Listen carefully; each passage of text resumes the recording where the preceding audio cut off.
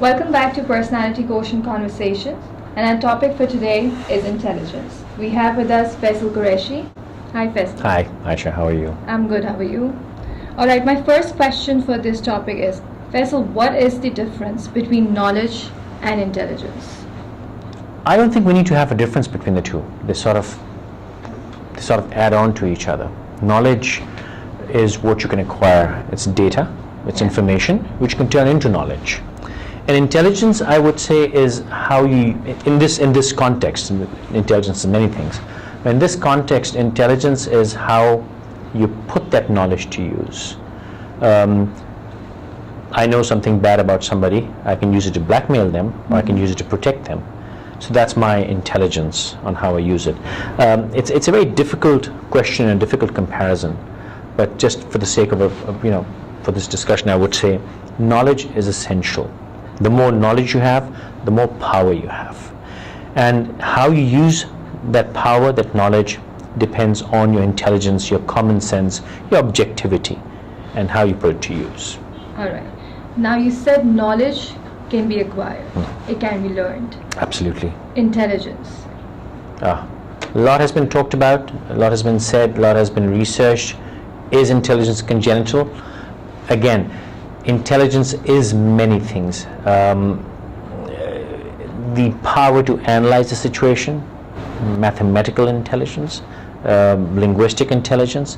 The IQs are tested at many levels. Yeah. So a lot of intelligence can be acquired, a lot is a skill, and a lot of it is congenital. I mean, God forbid, if you're born, the word which is not politically correct anymore, retarded, which is basically slow intelligence. That's why you're retarded.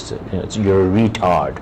Yeah. These words are not acceptable anymore. Yeah. But the thing is, there was a reason these words existed, because they actually signified a condition where your intelligence or your power of absorption and understanding was slow. Your learning skills were slow. So yes, congenitally you could be slow, but beyond a point, you can be intelligent, you can be highly intelligent, and then supplemented with knowledge, it can be put to great use. All right. And it's a vague answer, but it's a tough one. Okay. Intelligence and creativity. How are these two terms related?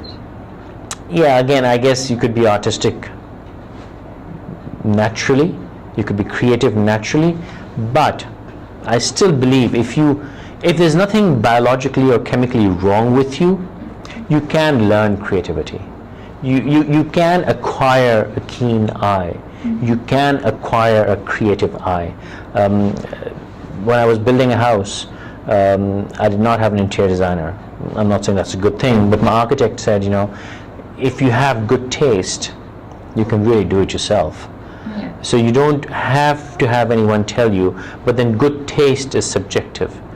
You could be somebody who thinks orange shirts for men is good taste. Yeah. So you have to understand what the norms of the society are. That's where knowledge comes in. But creativity is again something which you can acquire, and you should acquire. And and the primary instrument of that learning is observation. You have to see what looks good, not necessarily to you, to others. Sure. This is important. We think what I like is very crucial. And we've done another conversation on 0 to infinity, or one of those things, and I said, don't be who you are, be who you want to be. Yeah. You want to be pleasing to the world. So if typically a man should wear a white shirt, and that's right, then there's a reason why red shirts are not suited for men. And I'm not making a blanket statement, because Italians wear red shirts and they carry them very well. I've come across a lot of people who think that they're not intelligent, and they don't even do the effort or make the effort of gaining that knowledge or gaining that intelligence and putting it to use. So how does that one individual come out of that thought or that feeling and do something? You just you've got to value who you are. You've got to value life. You just have to value that you exist, and you can't give up on saying that I'm not intelligent. Not everyone is Einstein, and Einstein never tested his IQ, as far as I understand. You don't have to be Da Vinci, for God's sake. You have to have understanding and intelligence beyond a certain point where you have learning skills. If you're not a retard, where you have learning disabilities. That is a problem. But in today's day and time, even that can be overcome. You can be dyslexic. There are trainings for that. You've got medications for these illnesses. Beyond that, everyone has the capability to acquire more and more knowledge, to be more proficient in skills, to be creative, to learn, to see the world, to appreciate. And now it's okay. What you'd asked me earlier, I think I can give you a better answer now. Even if you don't have the intelligence to do mental arithmetic to the 28th decimal place, but still you can read and you can learn, you can acquire immense amount of information, you can acquire knowledge, and that too is great power. See, if you're not intelligent, for example, you may have an IQ of say 125 or 130 or whatever, you don't have an IQ of 180, but what would you use that 180 for that you can't do with the 130? If you're trying to build a spaceship, maybe you can't. All right, if you're trying to do rocket science, maybe you can't. But is that what you do in daily life? No.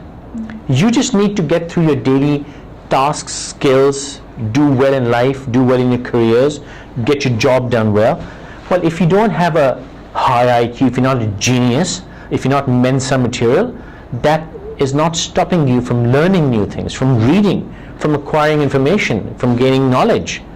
And that balances it way more than intelligence alone would. I mean, you could be fantastically intelligent, but if you're a jerk, you're not going to get anywhere in life. If you have bad attitude, if you know nothing. I mean, you have great intelligence, but you haven't bothered to ever read a book. So what do you use that intelligence? So you may have the IQ, but if you haven't put to use, and if you have slightly lower IQ, but you've supplemented it with other information, knowledge, you do just as well. So for God's sake, anybody who thinks that they don't have the intelligence to do well in life, oh come on, get over it. Okay. Are you one of them, by the way? No. I just thought I'd Thanks, Faisal. clarify. You're more than welcome. This brings us to the end of this discussion. For more PQ conversations, visit www.personalityquotient.com.